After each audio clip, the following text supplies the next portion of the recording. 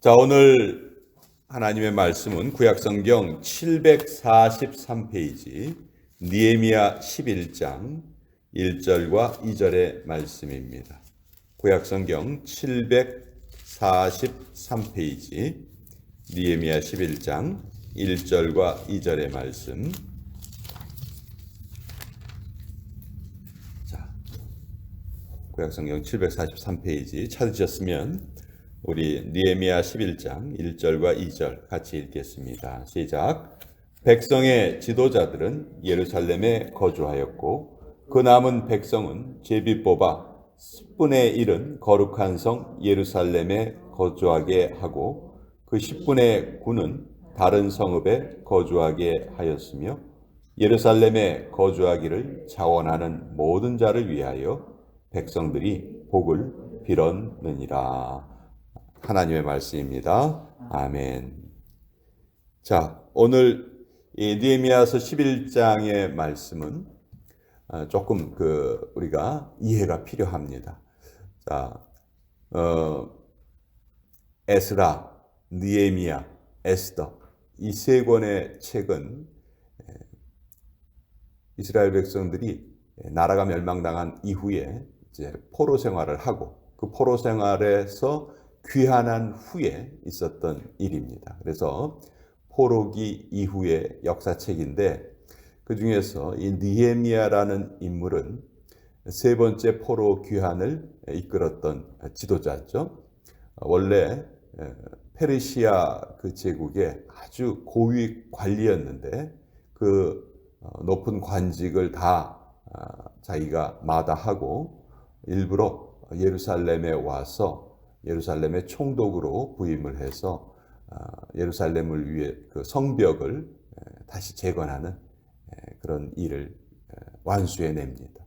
지금으로 생각을 하면 뭐 뉴욕 시장 정도 되는 사람이 갑자기 뭐 엘라바마 시골 산골의 조그만 마을에 책임자가 되었다 하는 것과 비슷할 정도로 모든 자기의 그 기득권을 다 포기하고 예루살렘의 성벽을 쌓는 일에 자기 자신을 들였던 그런 사람이에요. 어떤 면에서 우리가 희생을 많이 말하잖아요.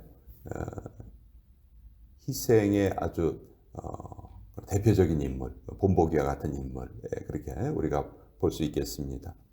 자, 정말 모든 사람들이 불가능하다고 생각했던 예루살렘의 성벽을 쌓는 일을 느헤미야가 불과 52일 만에 백성들과 함께 힘을 합쳐서 이루어냈습니다. 자, 이 일로 모든 것이 다 끝난 것이 아니었어요. 왜냐하면 성벽이 있기 전서부터 예루살렘은 아주 모든 사람들의 표적이 되는 그런 곳이었어요. 그곳에 사는 것이 너무너무 위험했습니다. 적들에게 노출되어 있고요.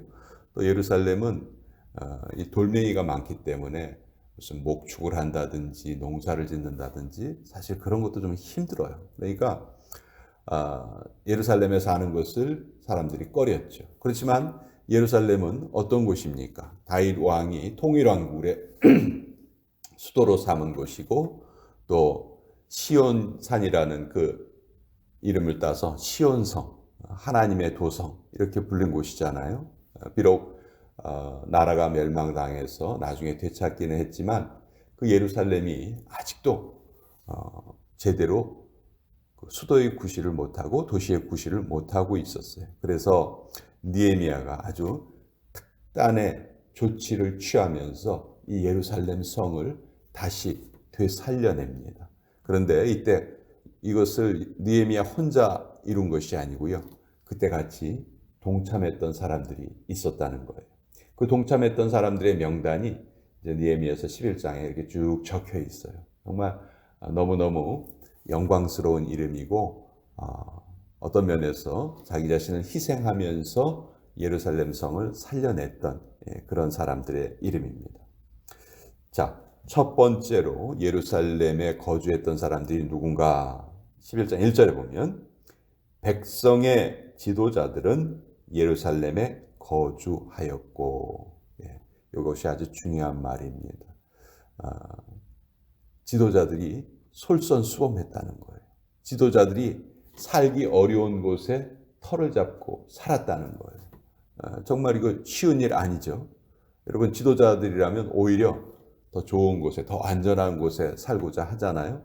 그런데 느헤미야는 이미 자기 자신의 그 유다 총독으로 부임한 곳을 통해서 자기의 기득권을 다 버리는 모습을 보여주었죠.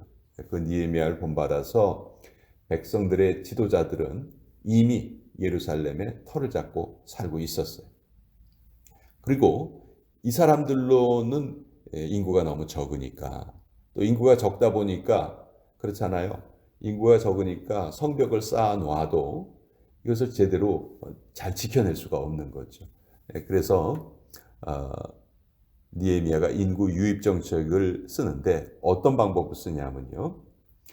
그 남은 백성은 제비 뽑아 10분의 1은 거룩한 성 예루살렘에 거주하게 하고, 자, 백성들 중에서 10명 중에 1명을 어떻게 보면 강제적으로 예루살렘에 살게 하는 겁니다. 근데 그 방법은 어떤 방법을 썼는가?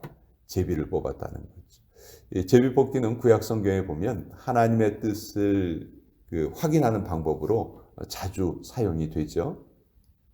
또 신약 성경에서도 가룟 유다가 목매어 죽었을 때 그 사도의 숫자를 12로 맞추기 위해서 그때도 제비뽑기를 통해서 새로운 사도를, 또 마띠아라는 사도를 선출을 하죠. 그러니까 이 제비뽑기가 성경에 보면 하나님의 뜻을 아는 방법으로 많이 사용이 돼요. 모든 결과를 다 하나님께 맡기겠습니다. 그런 뜻이죠.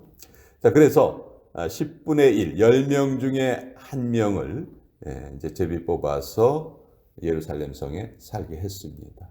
그러니까 인구의 10분의 1은 여기에 살게 된 거예요.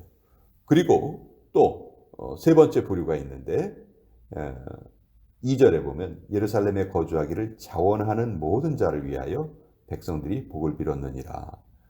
스스로 내가 예루살렘에 들어가서 살겠습니다. 이렇게 자원했던 사람들이 있어요. 그러니까 세 부류가 같이 살았죠. 첫째는 지도자들, 둘째는 제비 뽑아서 살게 된 자들, 세 번째는 자원하는 자들. 여러분, 이들 중에서 제일 복된 사람들이 누굴까요? 그렇죠. 자원하는 자들이 전 제일 복된 사람이라고 생각이 돼요.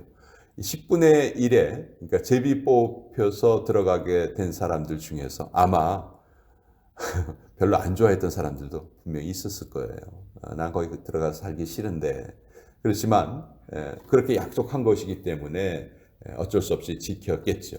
그러나 이 사람들이 나중에 이 예루살렘 성을 되살려낸 그런 인물들이 되었습니다.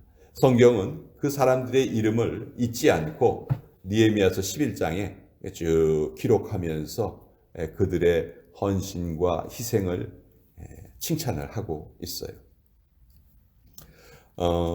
한국에 거창고등학교라는 곳이 있어요. 이곳이 아주 유명한 학교인데 뭐 때문에 유명하냐? 뭐 지방에 있는 조그마한 학교인데 왜 유명하냐?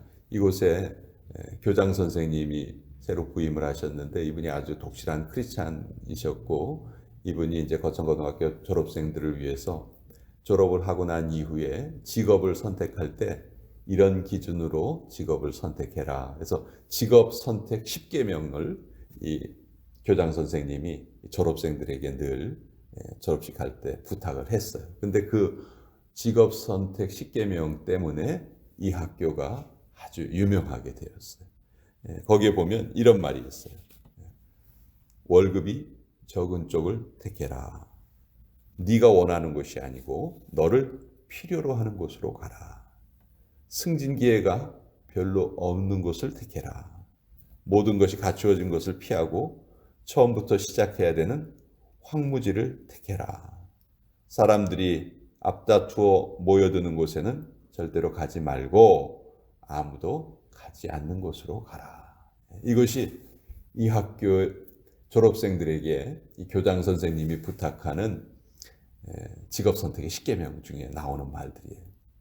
여러분 이거 어떻게 보면 참 세상적으로는 어리석은 일인 것 같죠. 예. 근데요, 세상을 살다 보니까 그 당시에 참 인기 있었던 직업이 10년 후, 20년 후에도 그렇게 될 것인가?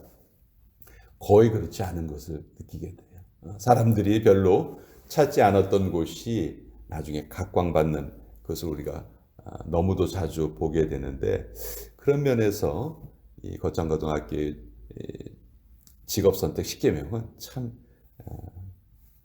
크게 다가와요. 이런 식으로 직업을 선택한다면 정말 사회가 완전히 바뀔 것 같다 하는 그런 느낌이 듭니다. 경영학 용어 중에서도 블루 오션이란 말이 있고 레드 오션이란 말이 있어요. 레드 오션은 아주 경쟁이 치열한 곳이에요. 거기에는 수많은 사람들이 모여 있어요. 그러니까 레드 오션에서는 별로 성공하기가 어려운 거죠. 반면에 블루 오션은 사람들이 별로 가지 않는 곳이에요. 근데 그곳에 가면 어려움도 분명히 뒤따르겠지만 많은 성공의 기회가 열려 있다는 것이죠. 그래서 이때 예루살렘에 거주하기를 선택했던 자들, 어떤 면에서는 블루 오션을 선택한 사람들이다. 그리고 이 사람들의 선택은 옳았다 하는 것이 역사가 증명하고 있는 것이죠. 아무도 선택하지 않는 곳이었지만 지금 그런 말 있잖아요. 우스갯소리로 전 세계에서 그 묘지의 값이 제일 비싼 곳, 그것이 예루살렘에 있죠. 아주 이 강대상만한 요만한 땅이요, 엄청나게 비싼 값으로 팔린다고 하는데, 그 이유가 예수님께서 재림하실 때 예루살렘에 제일 먼저 오신다는 거예요. 어떤 속설이겠지만 어쨌든 예루살렘이 지금 그만큼 각광받는 곳이 됐는데, 당시만 해도 이 느헤미야서가 기록될 당시만 해도 물론 지금으로부터 한 수천 년 전의 일이지만 예루살렘에 들어가서 살기를 결단했던 사람들은 어떤 면에서 자기를 희생했던 사람들이다. 그리고 그 희생을 하나님께서는 결코 가볍게 보지 않으시고 이렇게 이 성경에 이름이 기록이 되어서, 이 성경은 영원히 남는 말씀이잖아요. 그렇죠? 누구의 이름이 영원히 기록되어 남는다. 그것만큼 영광스러운 일이 어디 있겠어요. 그런 영광을 얻게 됩니다. 불꽃놀이를 구경하던 아이가 엄마, 불꽃이 너무너무 예뻐요. 저도 저 불꽃처럼 살고 싶어요. 그렇게 얘기했어요. 그랬더니 엄마가 이렇게 말합니다. 얘야, 저 화려한 불꽃은 자기의 몸을 태워야만 저런 빛이 나오는 거야. 멋지게 살기 위해서는 너를 희생할 줄 알아야 돼. 이렇게 가르쳤다고 합니다. 사랑과 가장 가까운 단어를 하나만 골라라. 저는 희생이라는 단어를 고르고 싶어요. 그래서 오늘 이 예루살렘에 사는 것을 위해서 자기 자신을 희생했던 사람들의 그 이야기를 함께 나누어 봤는데, 우리의 삶도 마찬가지입니다. 우리의 삶이 빛을 남기고 이름을 남기기 위해서는 반드시 거룩한 희생이 우리의 삶에 뒤따라야 한다. 그것을 오늘도 같이 한번 생각해 보았습니다. 자,